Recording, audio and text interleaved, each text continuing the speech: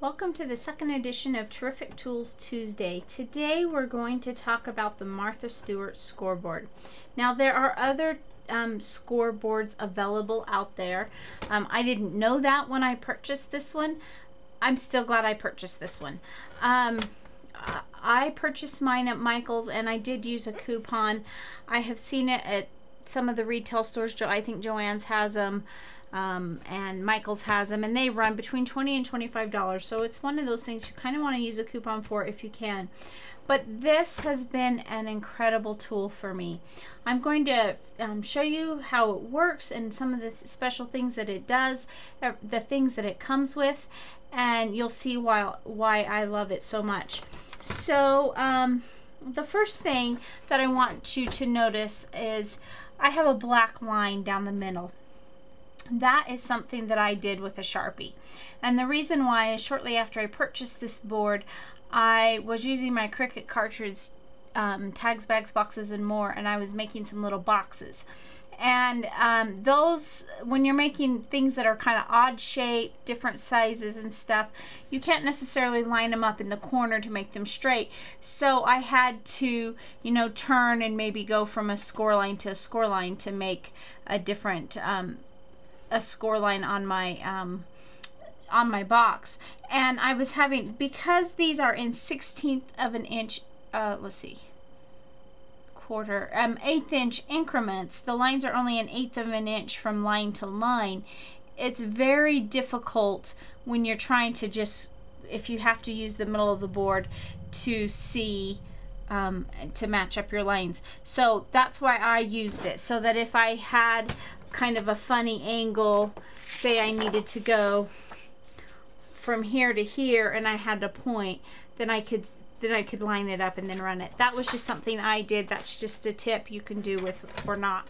So I did add the black line. So now this is great if you're doing something like that, making boxes, and you need a nice score line. It comes with its own bone folder. It's a thin one. It's pretty flexible. However, and I have my favorite bone folder from a different company. However, with the tool, this one is really nice and it works very well. It fits right in the storage compartment right on top, and it has a good, nice, strong clasp there.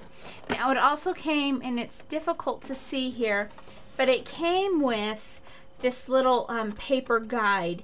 It was just loose in the package, and it fits right on the inside of the flap. And what it does is it gives you, on this side, it gives you the standard card sizes. A number 1 card, a 4-bar card. I don't even know what all those sizes of cards are. But it tells you what size. So if you want an A2 card, which is very standard, your card's going to be 4 1/4 by 5 1/2. You're going to start with a piece of paper that's 8 1/2 inches by 5 1/2 inches, and you're going to score it and fold it at the 4 1/4 inch line. That's pretty self-explanatory if you've done much crafting before, but I have cut a piece here. It's 8 1/2 inches wide by 5 1/2 inches. Actually, I miscut it, but it's actually not. But let's say we want a 4 1/4 inch card here. So I'm going to come over here. Here's my 4 1/8, 4 1/4. I'm going to run my line. Then I've got a score mark, which you probably can't see there, but it did score it very nicely. And then I'll take my bone folder and I will crease the sides and give it a nice tight crease. And there I have an odd shaped card because I mismeasured it, but a card nonetheless. And I could make whatever I wanted with it. And so that's one of the things. That's the very basic, easiest thing you'll do with this. But it also comes with, on this side, it gives directions on how to make a box. So if you want a box that is 2 inches by 2 inches and 2 inches, you're going to start with a 2 pieces of paper cut at 6 by 6. For the base, you're going to score it at the 2-inch line and the 4-inch line, and then for the lid, it tells you exactly where it should be, and it also explains how to use it here. I've not actually used this to make boxes. I have made a box lid for another project, but I just did my own thing. But I still used the scoreboard because it just walks you through how to do it. It comes with a good guide that basically explains how to use the board, and it shows you the most basic functions. It shows you how to make a box so that you don't have to just look at this and try to guess what it's trying to say. It gives you simple instructions on what you're actually doing, and then once you learn the technique, then you can do it on your own. Then it just talks about, you know, different kinds of cards, and it talks about making a gatefold card or a regular A2 size card. This is the whole box. This one's a little bit longer because it's a little bit more in depth of what you're learning to do. And then the other thing that it does is it also helps you make envelopes. Now I have some templates that I have I purchased a long time ago from, I don't know, QVC or somewhere, and I have used those in the past, and they're pretty simple, but this is nice to have it in just one tool. At the bottom of the box here, there's this little place where it will hold this little template. It just slides right in there. So everything is, except for your instructions, everything's very self-contained right here. So you just pull this template out and you line it up in the corner. And then it, like the inside here that talked about cards and boxes, this talks about envelopes. Now you'll see some of my marking. I recently did an odd shape size card, and it took me a long time to try to figure out what size to cut the paper and where to place my score lines. And it's one that I'll probably make several cards in the future of, just because I like the size. It was a 4x4 inch card, and so I just wrote it on there with a Sharpie so that, like this, it would all be there. But this just slides up into a corner, so you see you have a 90-degree angle here, a 45-degree angle here. I have taken this piece of paper. This is a 10 3/4 inch by 10 3/4 inch square piece of paper. Now the reason I chose that one is because I'm going to make a number 10 envelope. You know, that's a standard like business size envelope.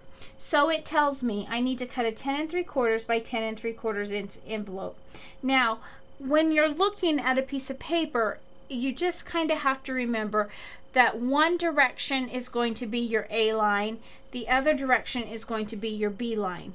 This one, it's not as important for me to know which one it is because it's the same. It's a square sheet of paper, and actually all the ones they mention here are square sheets of paper, even though this will end up being folded into a rectangle. So it says, so I'm going to say, and if you want, you could take a pencil. Just to show you, I will take a pencil. We're going to say this is our A corner. Here is A, B, A, B. And so there's my A. That'll just help me remember later what I want to do. So I'm going to line it up. Now notice it's hanging off on the end up there. That's okay. I'm going to start at this corner. And for my A line, it says to score it at 2 7/8 inches.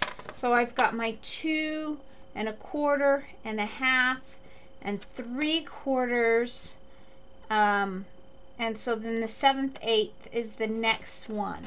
Remember, this has a line every 1/8 of an inch. So I'm going to score it down that way. Now I'm going to find my other A corner and line it up and do the exact same thing, so that both of my A corners are scored at 2 7/8 inches. So now I have this, if you look at it like a diamond, I've got A and A. Now it says that I want to score my B line at 5 1/2 inches. So I'm going to put my B down in the corner here, and I'm going to come up here to 5 1/2 inches. 5 1/4 1/2. Almost runs off the board. You can't do a much larger envelope than this, or you'll be in trouble. There's just not room. So now I've done the B side. Now I'm going to do my other B side.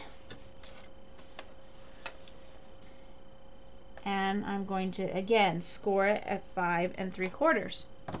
So, though you probably can't see it now, I've got 2 small and 1 large. And if you could see the score lines, you would see that your it looks just like a number 10 envelope there. So now what you're going to do is you're going to take, and where your lines intersect on all four corners, you're going to cut these. I just learned this today. I've made envelopes before without cutting these, and then I have this excess. This really is a key to saving you. It just gives it a crisper, cleaner looking envelope. Neater edges. Okay, so now I'm done with that. I'm going to just set the scoreboard aside, but I still need my bone folder. So now this, I like this concept because, you know, if I had a card or something I was making and I had used this paper, I can do this one of two ways. I can leave it with this on the inside, in which case which is what I plan to do, and then I have my white on the outside, and then I don't have to worry about, you know, putting a label or something. Or I can put my white on the inside and leave this on the outside, and then I would just put a label. Either way would be pretty. If you like the lined envelope look, you would do it this way. If you like, you know, just the pretty envelope, actually this one I think I will just do this way. So now what I'm going to do, although my score lines are going the wrong direction because I had scored it as if the outside was going to be the white, but it won't really matter. But I'm going to fold this and really crease it over. I want a good tight crease just because tight creases look nicer. So there's my first two flaps. You can see how it's already starting to turn into an envelope. Now I would normally grab some adhesive. I can do that right here. But first I want to just get all my score lines because I want to be sure that my envelope, and this one I have goofed there because my score line was not clean there. Let's see. I had made a mistake on that one when I scored it and wasn't paying attention. I didn't have a straight score.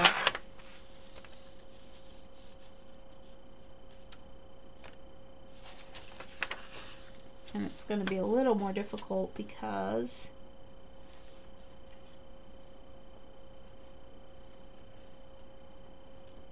we're okay.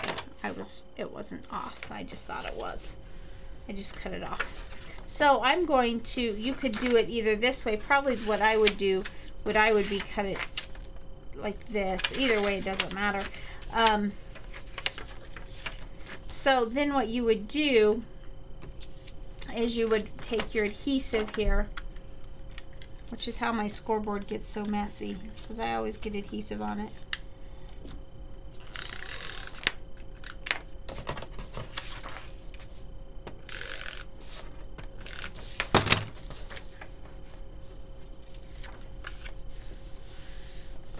Now, I think if it were me in this particular envelope, because you do have so much excess, I think what I would personally do is I would take my scissors and I would just trim this up. You could also just tuck it in if you wanted, but I just think it would look a little bit better if it's trimmed up and it looks more like an envelope. So see, here we have our envelope, and then your final score line, you're going to go like this. Again, you're going to, I mean, you obviously can't send it through the mail like that, so I would just go ahead and trim it up here. And then to seal it, you have a few options. You could just use your adhesive and seal it once your envelope or letter or whatever was in there. I mean, your card or letter or whatever you were making was in there. Or there are products out there. I actually have some. It's called Lick and Stick. I believe it's by Create-A-Lope, whoever makes that. And what you do is you just apply it like adhesive is actually on envelopes that you purchase, and you let it dry, and then when it's moistened it reactivates it and you can seal it just like you would a store-bought envelope. So but that's just some of the things you can do with this board. Like I said, I've used it so many times for different projects. I use it for my card making just because I don't feel like I make a good crease. I use it for when I'm making boxes or bags, different things like that that I've made it for gifts. So this is a great tool. I hope you enjoyed learning about it. Keep your eye out for one if you're interested. If you're looking for a scoreboard, I think it's a great tool. I use it almost every time I craft. So thanks for watching, and come back for next week for another edition of Terrific Tools Tuesday.